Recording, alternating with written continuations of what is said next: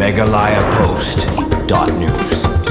Kakenhuan ginong tu klaim jing salia gilalai ban kendang ya artili kedukan bakentup kedukan marbam bat kawai per kedukan studio belatip kumka Moonlight Studio kabagila syupen prai gitar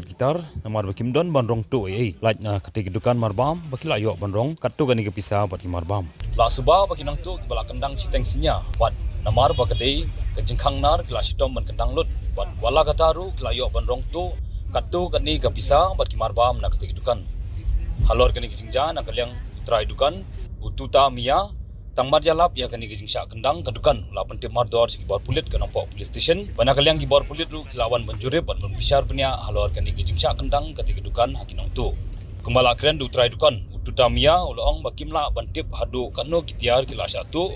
baru kapisa namar hadin bala alap ya kani gijing satu la pentip mardor sigi pulit bagi pulit kilawan man pelong ya gijing toket kepada kat kum ki kendon ban lapat ya kitu girunar kibla nur mawantu ya kati kedukan रात में सोया था ये दीदी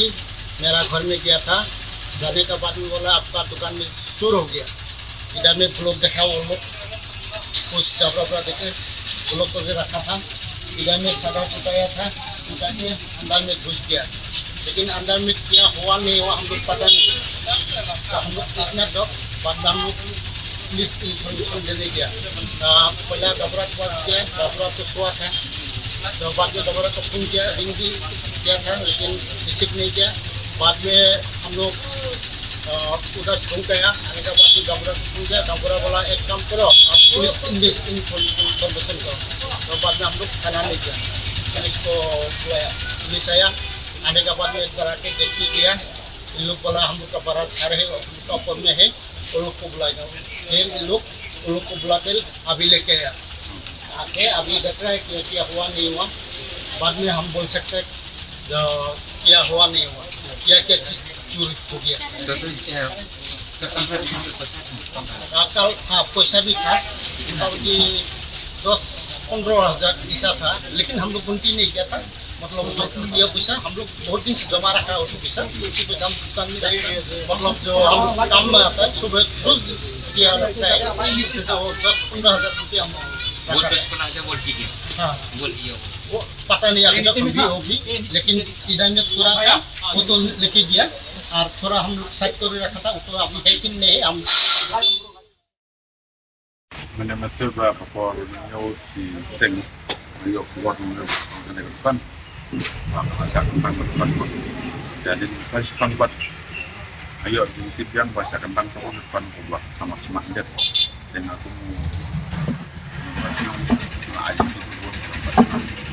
karena ini kan nggak kayak karena kalian kulit lawan berarti kita buat nakatin tim expert kalau sebelum lawan mana layo yang kita sprint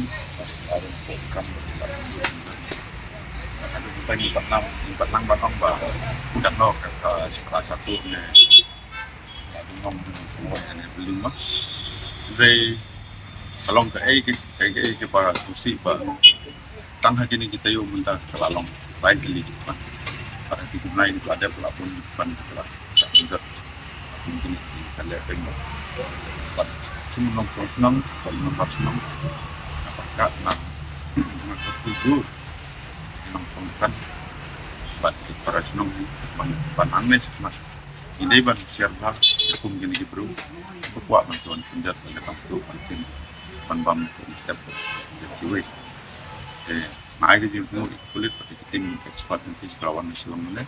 tak ya kayak gini dan kam lale baik layo penderin ban